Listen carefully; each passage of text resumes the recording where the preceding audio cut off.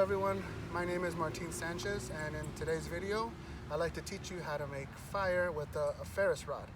To start with, I'd like to discuss the ingredients of fire. Generally, fire needs three ingredients. You need oxygen, you need a fuel source, and you need an energy source. Conveniently so, oxygen is in the air that we breathe.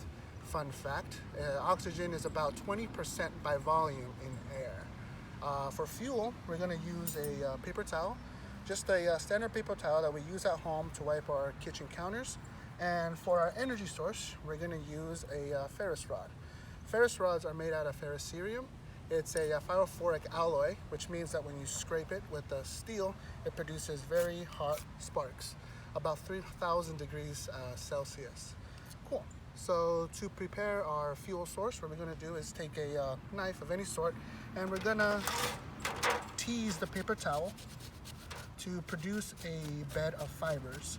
And the reason why we do this is because it is much easier for the paper towel to catch a spark if it's in very thin fibers. Cool. So once you create your bed of fibers, kind of like this, you want to group it together and prepare it for a spark. Cool. So grab your ferrous rod, angle it down towards your bed of fibers, and very firmly and very swiftly send some sparks.